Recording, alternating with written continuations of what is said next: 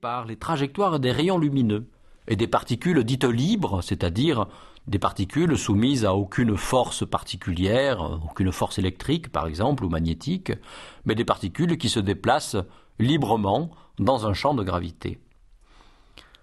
Donc ces trajectoires des rayons lumineux et des particules libres épousent naturellement la forme incurvée de l'espace.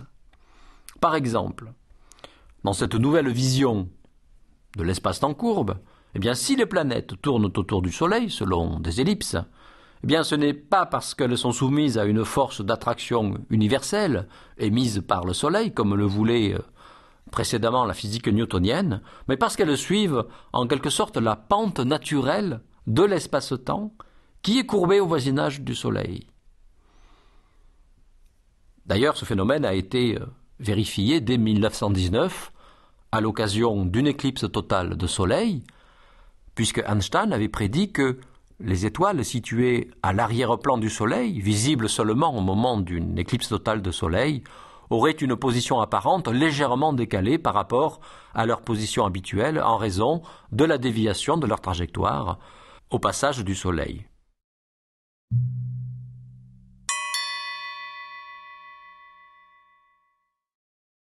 Donc en relativité, finalement, la gravitation, ce n'est pas une force, c'est une simple manifestation de la courbure de l'espace-temps, une manifestation purement géométrique. Et c'est la gravité qui sculpte en quelque sorte la forme locale de l'espace et du temps. Alors les équations d'Einstein, qui formalisent en quelque sorte donc la relativité générale, indiquent comment le degré de courbure de l'espace-temps dépend de la concentration de matière, au sens large du terme, c'est-à-dire la matière qui inclut toutes les formes d'énergie. Eh bien, les trous noirs ne sont autres finalement que la conséquence logique de ce couplage qui existe entre la matière et la géométrie.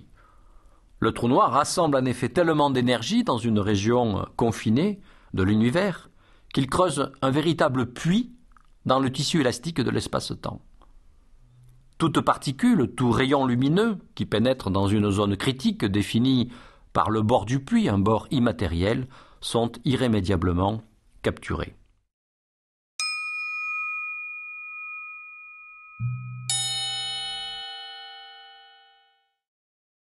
Passons à une description sommaire de la physique des trous noirs. La théorie relativiste des trous noirs s'est essentiellement développée dans les années 1960-1970. Elle stipule que le trou noir, d'abord comme tous les objets, tourne sur lui-même. On peut donc l'envisager comme une sorte de maelstrom cosmique qui entraîne l'espace-temps dans sa rotation.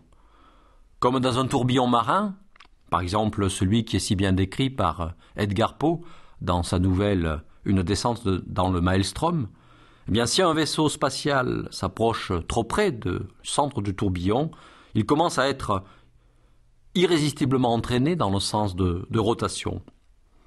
Et s'il franchit une certaine zone critique de non-retour, alors là, la vitesse qui l'attire au fond est si grande que le vaisseau tombe inéluctablement au fond du tourbillon. Donc, en fait, il y a une excellente analogie entre le tourbillon marin et le tourbillon d'espace-temps, que l'on appelle le trou noir. Le temps est également distordu dans les parages d'un trou noir. Ce que l'on appelle le temps apparent, c'est-à-dire celui qui est mesuré par n'importe quelle horloge extérieure au trou noir, bien ce temps-là se ralentit indéfiniment, tandis que le temps propre, qui serait mesuré par une horloge en chute libre, par exemple une montre emportée par un astronaute qui déciderait d'explorer le trou noir, eh bien cette horloge n'égrainerait que quelques secondes seulement avant d'être anéanti au fond du trou. Si bien que si un astronaute était filmé, par exemple, dans sa chute vers un trou noir, eh bien personne ne le verrait jamais atteindre la surface. Les images se figeraient à jamais à l'instant où l'astronaute semblerait atteindre la frontière du trou noir. Et pourtant, selon sa propre montre, l'astronaute explorateur serait bel et bien avalé par le trou noir en quelques instants. C'est un phénomène d'élasticité du temps qui est prévu par la théorie de la relativité générale. Le temps ne s'écoule pas de la même façon dans un champ gravitationnel fort ou dans un champ gravitationnel faible.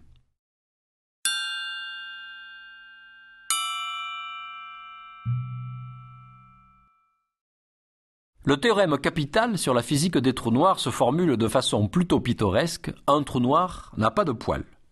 Autrement dit, deux trous noirs de masse égale sont strictement identiques à tout point de vue, alors que la ressemblance entre deux étoiles, entre deux morceaux de sucre ou deux pétales de rose n'est qu'approximative.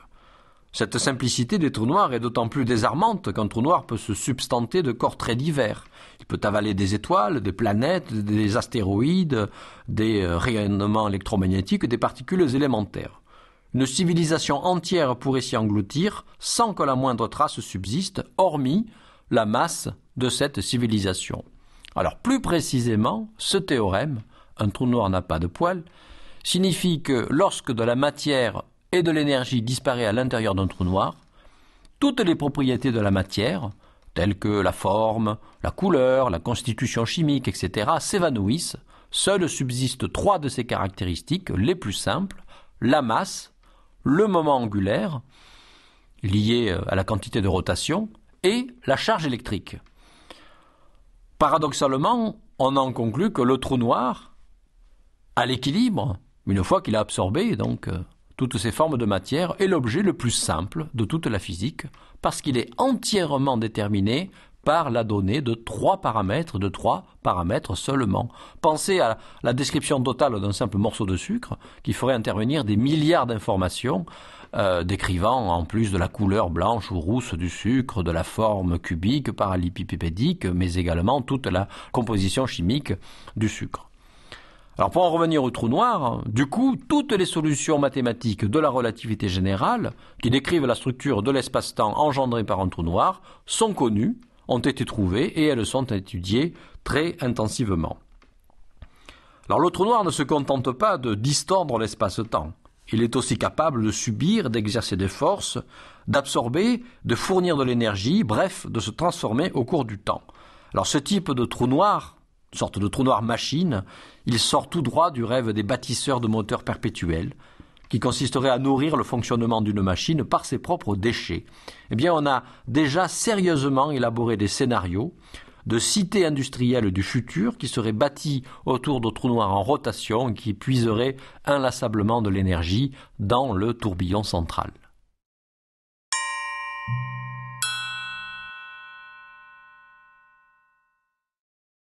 Par sa nature même, un trou noir est inéluctablement voué à grandir.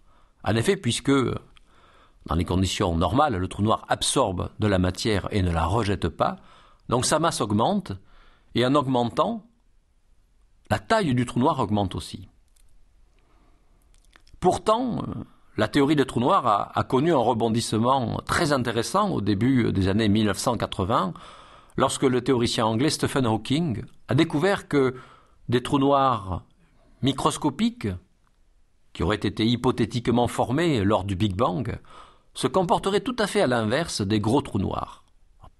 Régis par la physique quantique et non plus seulement par la physique gravitationnelle, ces micro-trous noirs, qui auraient la taille d'une particule élémentaire, mais la masse d'une montagne, s'évaporeraient spontanément et très rapidement, car ils seraient fondamentalement instables, en ce sens qu'ils se désintégreraient spontanément en perdant la matière dont ils sont constitués, à la suite donc de phénomènes complexes faisant intervenir la physique quantique.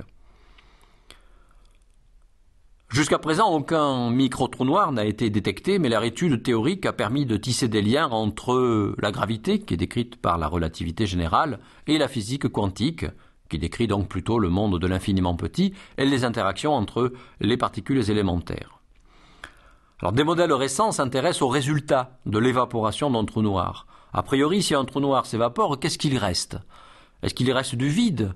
Est-ce qu'il reste ce que l'on appelle une singularité au centre du trou noir? Une singularité, c'est un point de l'espace-temps où la courbure est infinie. La courbure est infinie parce que une quantité